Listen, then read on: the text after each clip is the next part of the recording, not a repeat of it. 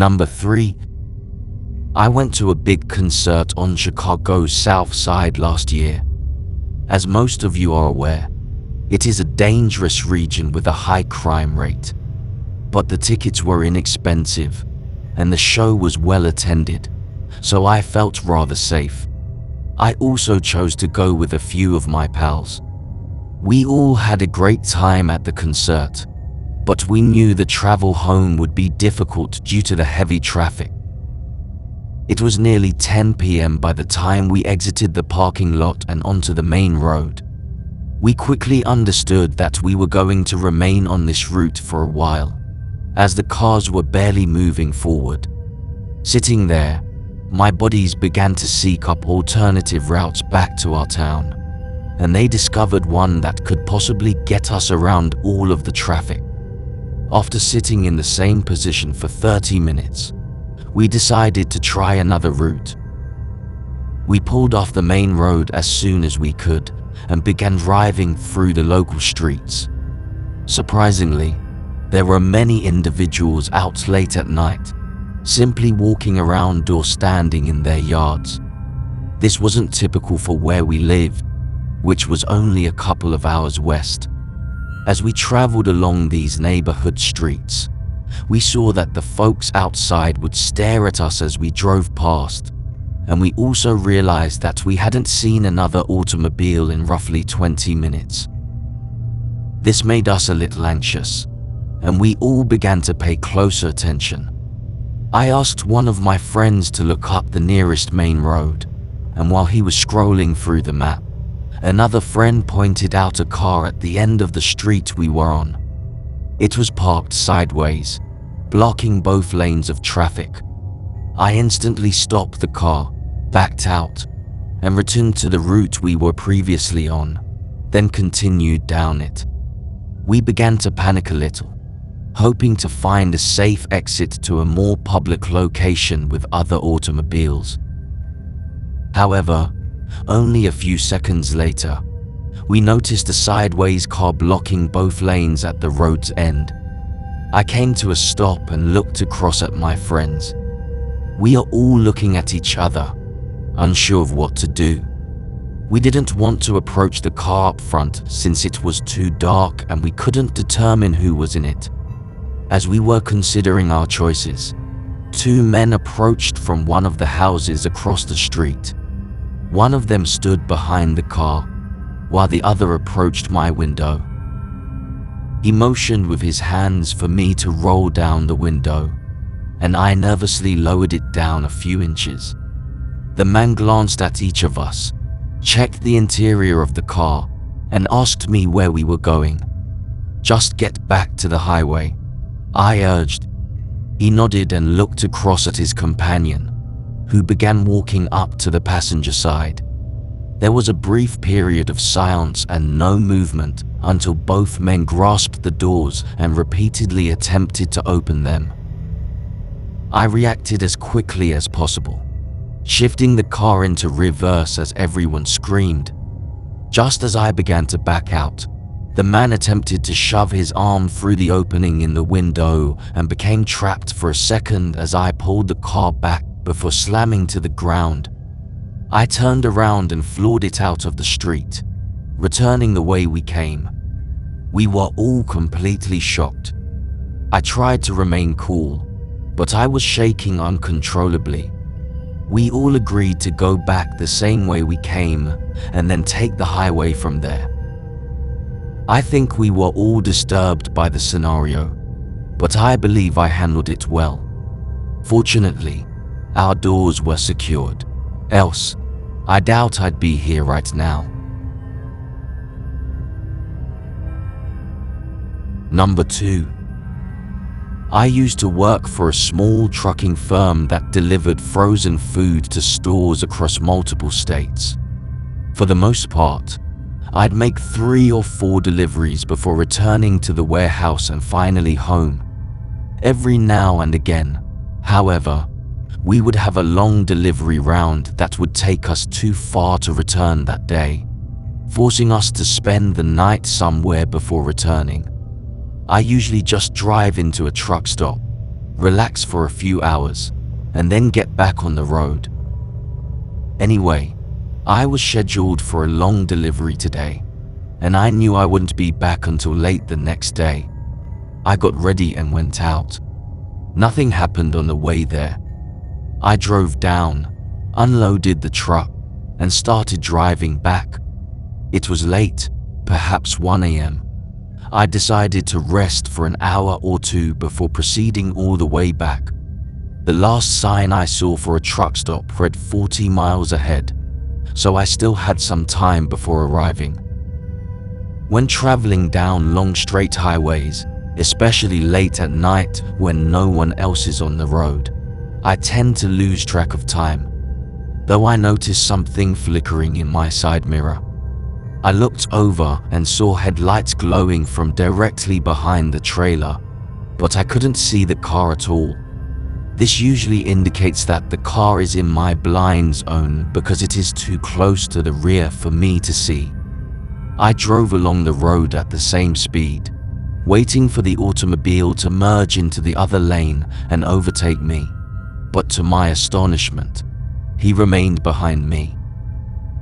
This was starting to annoy me since I knew if I had to brake for whatever reason, this guy would definitely strike me. The truck stop was only a few miles ahead, so I attempted to ignore them for the rest of the trip.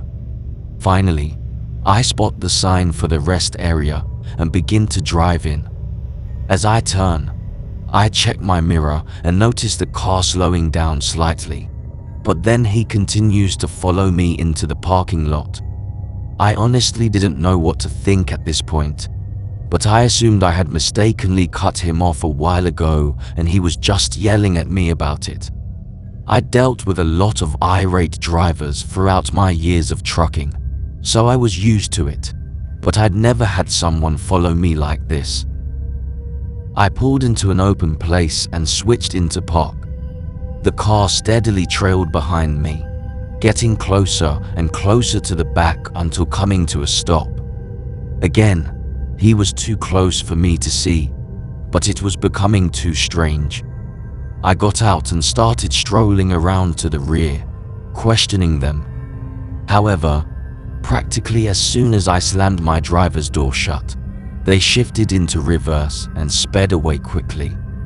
I couldn't see very well, but I knew it was an older man, and the automobile was white and corroded all over. It looked a lot like an old police car, complete with front bumper bars. I stayed outside near the back of the truck for a few minutes, making sure everything was firmly closed and that he didn't return. Then I got back into the truck and turned it off. I double-checked all of the doors to ensure that they were locked and took a quick look out all of the windows for any further vehicles. Then I lay down and closed my eyes. I woke to a bang echoing through my trailer.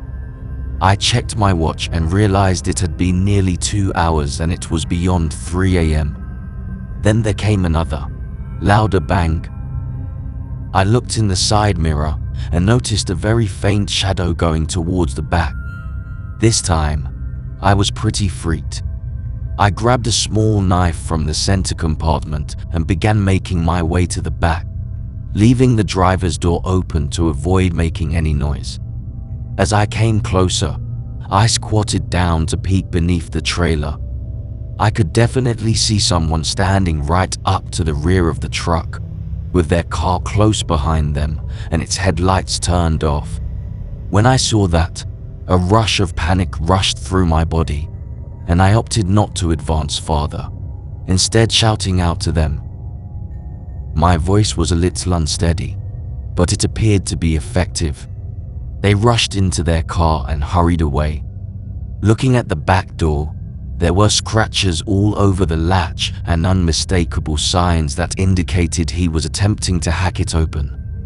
I looked around to see if any other trucks had seen the incident, but the lot was rather vacant.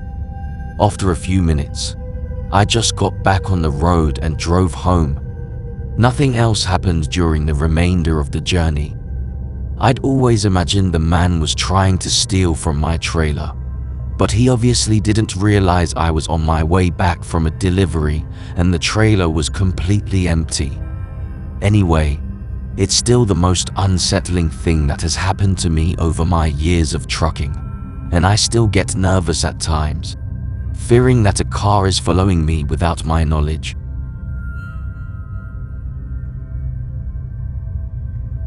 Number 1. I had just gotten off of work at 11 p.m. and was heading home. Typically, the travel home takes around 45 minutes. Because I live several miles outside of the city, it is always very calm, and the roads are rather empty as I travel further out and closer to home. I always enjoyed the journey home from work. I found them relaxing and a great way to unwind after a hard day. I was 20 minutes from home and had just turned down a long side road that runs almost directly to my house. This was my typical route home, which I'd been taking for years, and nothing had happened before. However, I must say that the road was a little spooky at night. It was quite dimly lighted, and the sides of the road were densely forested. Not to mention that it would frequently become foggy in the late hours of the night, obscuring everything beyond a few feet ahead.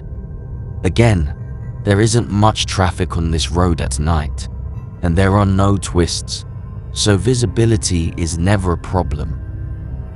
A few minutes down the road, I spot a small blinking light through the fog. I couldn't tell how far ahead or which side of the road it was on. I slowed down, and as I approached, the light turned completely off. At this moment, I was probably driving 15 to 20 miles per hour when a little automobile appeared out of the fog and stopped exactly in front of me. I attempted to brake, but I was already too near, and my car tapped the back of theirs. I was taken aback at first by how quickly everything transpired, but I observed that neither of our automobiles had sustained significant damage.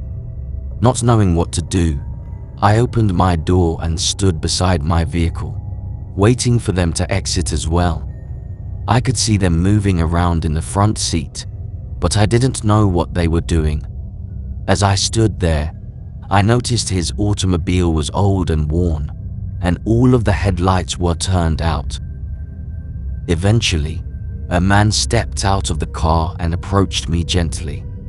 He appeared to be a middle-aged man with a hefty build.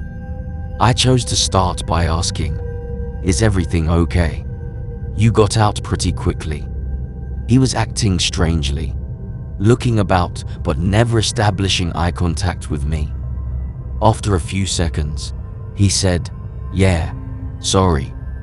I wasn't sure how to reply, but he was making me nervous, and I didn't want to be out on an empty road alone with him. I told him that there was no significant damage to either car, so I was going to go back on the road and drive home. But when I started to grab for my car door, he told me to wait. He said he wanted to examine his car for damage before I left. I answered, "Okay," and stood next to my car while he examined his rear bumper. But then he started walking around his car, claiming to inspect for damage, which was strange given that I had only tapped his back bumper. As he approached the passenger side, I noticed a big figure stand up in the back seat and begin heading towards the door. I instantly got into my car and locked it as a man emerged from the back door, and both of them began waving their hands at me, ordering me to stop. I was panicked at this point, so I put the car in gear and drove around them down the road. Looking in the rearview mirror, I noticed their lights turn on through the fog. I saw their lights for around 30 seconds until they went off. I pulled into a gas station about 5 minutes from my house and waited to be sure they didn't follow me home, but the automobile never came by. After waiting for 15 minutes, I went home. I decided not to call the cops at the time since I wasn't sure whether I was overreacting or not. I'm still not sure what those people wanted, but everything about that circumstance felt off. I'm not sure what their strategy was, but part of me believes that something really dangerous was going to happen if I hadn't gotten out of there in time. Another part of me wishes I had reported the incident, as I can't help but wonder what would have happened if they had stopped following me so they could try to lure someone else into their trap.